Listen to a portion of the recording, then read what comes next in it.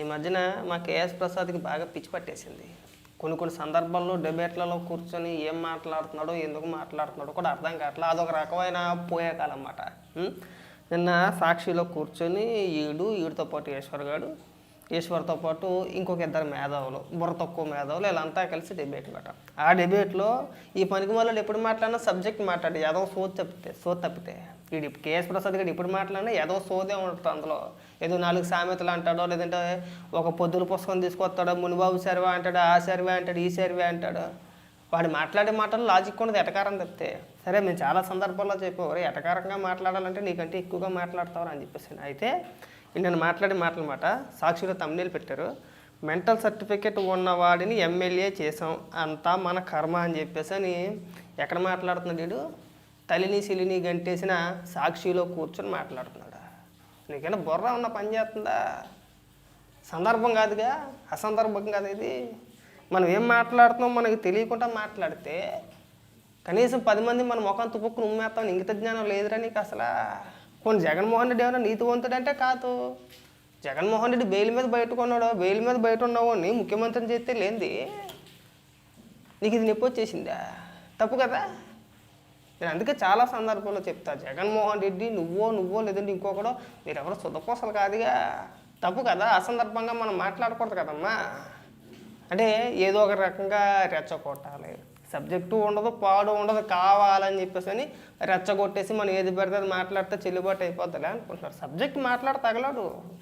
నీ దగ్గర ఏమంత సబ్జెక్ట్ ఉందో అని చెప్పేసి ఇంక వ్యక్తిగత వ్యవహారాల జోలికి వెళ్తే మేము కూడా చెప్పగలుగుతాం. ఏం జగన్మోహన్ రెడ్డికి పిచ్చి లేదా? జగన్మోహన్ రెడ్డి మందులు వాడుతున్నాడా లేదా? జగన్మోహన్ రెడ్డి మందులు వాడుతున్నాడు అని చెప్పేసి ఇప్పటికీ కూడా స్టిల్ విపరీతంగా టాక్ ఉంది కాదా. జగన్మోహన్ రెడ్డి బుద్ధి ఎలాంటిదో స్వయంగా చెల్లి షర్మిల చెప్పుద్ది. చెప్పలేదా? అక్కడ దాకా ఎందుకు రాజశేఖర రెడ్డి గారిని, ఏదో రాజశేఖర రెడ్డి గారి పైన జగన్మోహన్ రెడ్డికి విపరీతమైన ప్రేమ ఉంది, తండ్రిని గౌరవించేస్తాడు, ఇన్ని ఏదో అప్పబ్బాయి కోరికలు చెప్తున్నారు కదా. రాజశేఖర రెడ్డి గారిని జగన్మోహన్ రెడ్డి కేసులో ఆ ఎఫ్ఐఆర్లో చేర్చింది ఎవరో? జగన్మోహన్ రెడ్డి కదా. ఈ విషయం నేను చెప్తున్నానా? షర్మిల చెప్పలేదా? ఒక నిమిషం ఆగి వినిపిస్తా. షర్మిల జగన్మోహన్ రెడ్డిని ఉద్దేశించి వాళ్ళ తండ్రి గారిని, అంటే రాజశేఖర రెడ్డి గారి పేరు చూపిస్తాను, నాకు తగలాడు. ఎదిగో జగన్మోహన్ రెడ్డి జీవిత చరిత్ర. జగన్మోహన్ రెడ్డి పెద్ద సవటో, లేదంటే మీరే చెప్పుకొస్తారు కదా ఎంత పెద్ద సవటో షర్మిల మాటల్లో వినిపిస్తా. ఇది వినిపించిన తర్వాత నువ్వెంత పూర్వం బొగ్గడు కూడా నేను చెప్తా విను. రాజశేఖర రెడ్డి గారిని ఉద్దేశించి షర్మిల మాట్లాడుతుంది, ఒకసారి విని తగలడురా. రాజశేఖర రెడ్డి గారి పేరును సిబిఐ చార్జ్ షీట్ లో చేర్చింది స్వయానా జగన్మోహన్ రెడ్డి గారు. ఇదే జగన్మోహన్ రెడ్డి గారు కొనుగోలు సుధాకర్ ద్వారా రాజశేఖర రెడ్డి గారి పేరుని చార్జ్ షీట్ లో చేయించాలి అని 3 కోట్లకు వెళ్ళారు.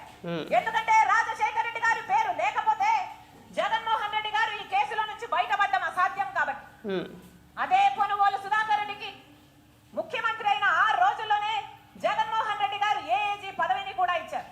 ఎందుకు అని అడుగుతున్నాం.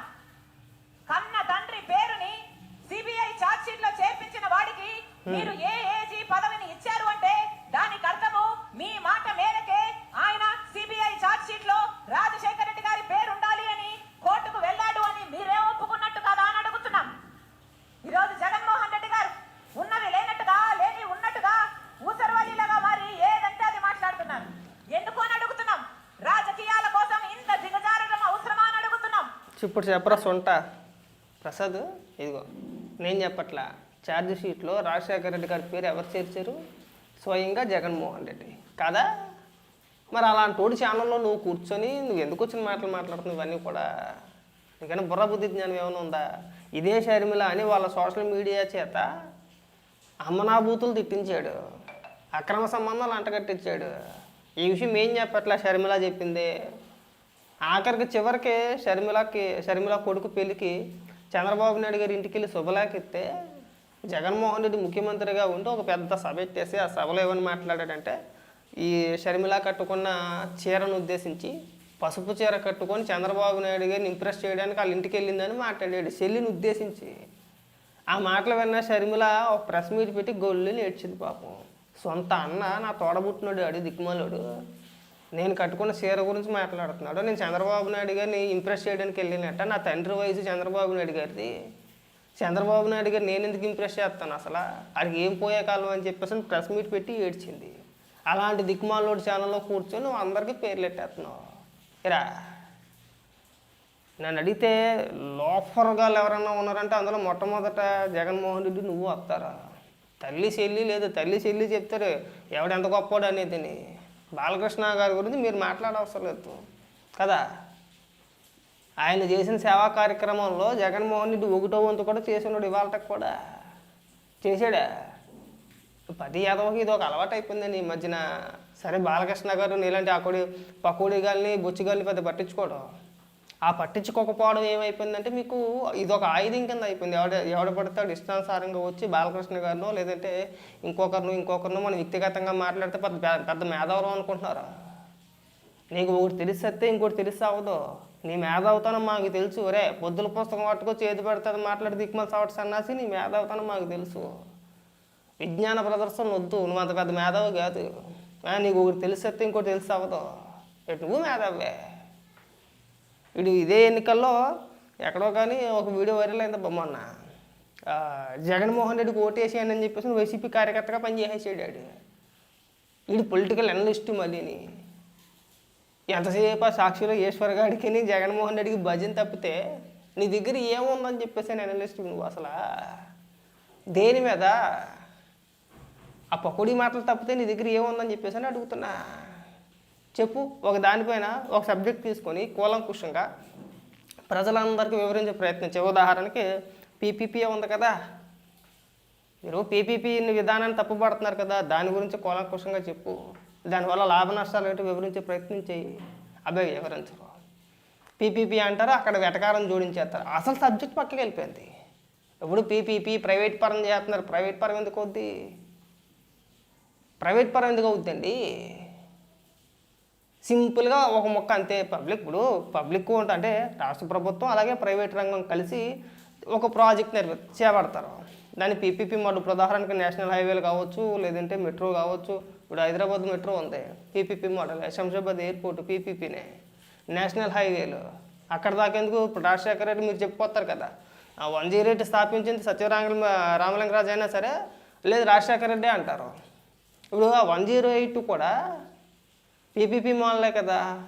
గతంలో జగన్మోహన్ రెడ్డి ముఖ్యమంత్రిగా ఉన్నప్పుడు ఈ 108 అంబులెన్స్లు అంటే ఎవరికి ఇచ్చారు? అరబిందో సంస్థ కట్టబెట్టలేదా? మీరు రన్ చేయండి, మీరు తిప్పండి అని చెప్పేసి ఎవరికి ఇచ్చారు? ఆ కాంట్రాక్ట్ ఎవరికి ఇచ్చారు మీరు? అరబిందో ఎవరిది? విజయసాయి రెడ్డి చుట్టా ఉంది, అల్లుడిదే కదా అరబిందో ఫార్మ. మరి ఎవడో చెప్పుకోతున్నా ఎందుకు ఇచ్చారు మీరు? అవి ఇవన్నీ వదిలేస్తారండి సింపుల్గా. ఈ లాజిక్లన్నీ వదిలేస్తారా?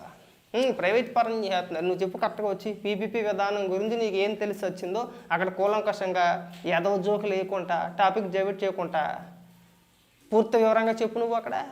అది మాత్రం చెప్పడం చేత కాదు. పోనీ ప్రభుత్వం మెడికల్ కాలేజీలు 17 మెడికల్ కాలేజీలు అంటున్నారు కదా, ఫీజు ఎంత అండి? ఎంత ఉండాలి? దాని గురించి ప్రస్తావించట్లా. గత ప్రభుత్వం జీవోలు ఇచ్చారు కదా, జీవోలు జారీ చేశారు. అలాగే గెజిట్ నోటిఫికేషన్ కూడా ఇచ్చారు కదా మెడికల్ కాలేజీలకు సంబంధించి. ఫీజు ఎంత? అందులో ఒక 15% అంటే 100లో 15% ఆల్ ఇండియా కోటాలో వెళ్ళిపోతాయి. మిగిలిన 85%లో 50% జనరల్ కోటా. జనరల్ కోటాలో ఫీజు ఎంత? 15,000 రూపాయలు. బాగానే ఉంది, ఓకే. అందులో 35% ఏమో మళ్ళీ అంటే మిగిలిన 50%లో 35% సెల్ఫ్ ఫైనాన్సింగ్ అని చెప్పేసి అని పెట్టారు. ఫీజు ఎంత అంటే 12 లక్షలు. మిగిలిన 15% ఏమో ఎన్ఆర్ఐ కోటా. ఫీజు ఎంత అంటే 20 లక్షలు. ఏ ప్రభుత్వ మెడికల్ కాలేజీల్లో ఉన్నాయి 20 లక్షలు 12 లక్షల ఫీజులు? ఎవరు చెప్పాను నీకు? తమిళనాడులో కూడా ఉన్నాయి కదా ప్రభుత్వ మెడికల్ కాలేజీలు, తెలంగాణలో కూడా ఉన్నాయి కదా ప్రభుత్వ మెడికల్ కాలేజీలు. మరి అక్కడ ఎందుకు లేవు? 12 లక్షల రూపాయలు 20 లక్షల రూపాయల ఫీజులు అక్కడ ఎందుకు లేవు? పైగా ఇక్కడ ట్విస్ట్ ఏంటంటే మళ్ళీ దీని అంతటికే కలిపి ఒక కార్పొరేషన్ పెట్టారు. ఆంధ్రప్రదేశ్ మెడికల్ కాలేజ్ రీసెర్చ్ అని చెప్పేసి ఒక కార్పొరేషన్ పెట్టారు. ఈ కాలేజీలకు చెల్లించే ఫీజులన్నీ కూడా మళ్ళీ ఆ కార్పొరేషన్ అకౌంట్లో జమ చేస్తారంట. ఆ కార్పొరేషన్ అకౌంట్లో జమ చేసి ఆ వచ్చిన ఆదాయం ఏదైతే ఉందంటే వచ్చిన సొమ్ము ఏదైతే ఉందో దాన్ని చూపించి మళ్ళీ RBI దగ్గర నుంచి అప్పులు తెచ్చుకుంటారు. సేమ్ ప్రాసెస్ చేసాడు. దేంట్లోని రాష్ట్రమే మద్యం అమ్మేసింది కదా, రాష్ట్ర ప్రభుత్వం మద్యం అమ్మేసింది కదా, ప్రభుత్వం మద్యం దుకాణాలు పెట్టి దానికి కూడా బేవరేజ్ కార్పొరేషన్ ఒకటి ఏర్పరిచారు. ఏర్పాటు చేసి దాని మీద వచ్చే ఆదాయాన్ని చూపించలేదా? అందులో వచ్చే ఆదాయం చూపించి అప్పులు తీసుకురాలేదా? దాని గురించి పెద్ద చర్చ జరగలేదా? అలాగే తినేద్దామని మళ్ళీ ప్లాన్ వేశారు. దాని గురించి మాట్లాడట్లా. పీపీపీ విధానాన్ని తప్పుపట్టే ప్రతి ఒక్కరూ కూడా ప్రభుత్వ మెడికల్ కాలేజీల్లో 12 లక్షల రూపాయల ఫీజు ఎందుకు పెట్టారు, 20 లక్షల రూపాయల ఫీజు ఎందుకు పెట్టారు, దానికి సపరేట్గా మళ్ళీ ఒక కార్పొరేషన్ ఎందుకు పెట్టారు, వీటికి కూడా సమాధానం చెప్పి ప్రజలకు వివరించే బాధ్యత మీకు ఉంటాయి. ముందు అది చెప్పాలి. మేము పీపీపీ మోడల్ని సమర్థిస్తున్నామండి. ఎందుకు అంటే దానివల్ల ప్రయోజనాలు ఉన్నాయని చెప్పేసి మేము చెప్పాల్సిన ప్రయోజనాలు మేము చెప్పుకుంటున్నాం కదా. దానివల్ల మీరు నష్టం అంటున్నారు కదా. ఇప్పుడు దీనికి సమాధానం చెప్పండి. గత ప్రభుత్వం జారీ చేసిన జీవోల్లో కావచ్చు, గెజిట్ నోటిఫికేషన్లో కావచ్చు క్లియర్గా ఉంది కదా. ఉందా లేదా? మరి 12 లక్షల రూపాయలు 20 లక్షల రూపాయలు ఫీజులు ఎందుకు తీసుకోవాలి? ఒక కార్పొరేషన్ ఎందుకు పెట్టాలి? దానికి సమాధానాలు ఉండవు. ఫస్ట్ దానికి సమాధానాలు చెప్పండి. ఆ తర్వాత మనం అందరి గురించి మాట్లాడచ్చా. బాలకృష్ణ గారి గురించి మాట్లాడే అంత తోడివి కాదు. కానీ ఇక తగ్గి నీ దగ్గర ఏమైనా సబ్జెక్ట్ ఉండి తాగలాడితే ఈ గెజిట్ నోటిఫికేషన్ ఏదైతే ఉందో ఈ మెడికల్ కాలేజీలకు సంబంధించి దానికి ఒక వివరణ నీ స్టైల్లో ఇవ్వడానికి ప్రయత్నం చేసి చూస్తాను నేను కూడా.